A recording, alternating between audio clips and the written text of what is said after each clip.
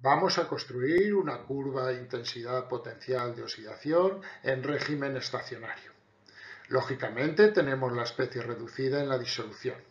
Sabiendo que la intensidad de corriente generada en el proceso electródico es proporcional a la cantidad de especie electroactiva electrolizada, vamos a construir la curva intensidad potencial, pero en primer lugar vamos a desarrollar el perfil de concentraciones, que necesita definir el espesor de la capa de difusión, que será constante por estar en régimen estacionario, y los parámetros que tendremos en cuenta para observar la variación de la intensidad de corriente al variar el potencial.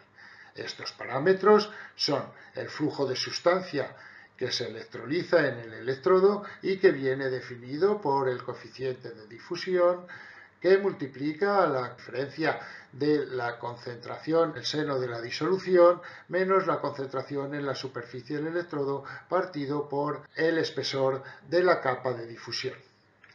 La constante de velocidad de transporte de masa, que es constante para unas condiciones experimentales dadas, se define como el coeficiente de difusión partido por el espesor de la capa de difusión.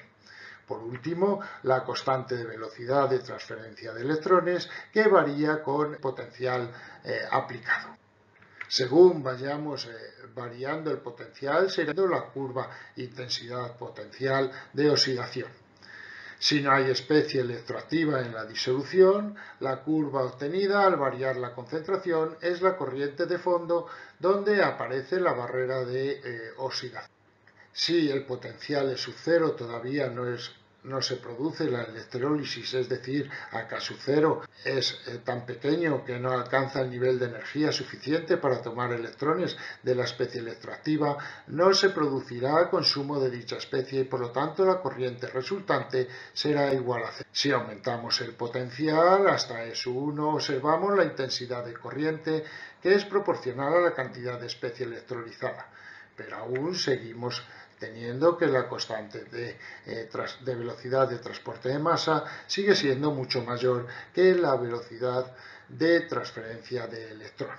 La pendiente de la recta que observamos está relacionada con el gradiente de concentraciones, es decir, es la variación de concentración desde el comienzo de la capa de difusión hasta la concentración en la superficie del electrodo donde se está produciendo la electrólisis. A medida que vaya aumentando la pendiente observada, se producirá un consumo mayor de la especie electroactiva debido a la electrólisis. El potencial al cual se produce esta electrólisis viene dado por la ecuación de Nernst y su valor dependerá de las concentraciones de oxidante y de reductor en la superficie del electrodo. Si seguimos aumentando el potencial hasta E2, aparecerá una intensidad de corriente que es mayor que al potencial E1 y por lo tanto se estará produciendo un mayor consumo de la especie electroactiva. En este caso, sub D mayor que la K de velocidad de transferencia de electrones. Si seguimos aumentando el potencial hasta E3, también se va a producir un aumento de la corriente. Pero al aumentar el potencial, no se produce un incremento de intensidad. Esto es debido a que K sub D es ahora menor que K sub O y por lo tanto quien rige el proceso de electrólisis es el transporte de masa. En este caso, toda la especie electroactiva que llega a la superficie del electrodo se oxida.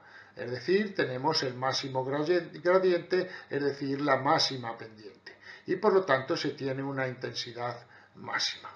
A esta intensidad máxima se le llama intensidad límite o intensidad de difusión.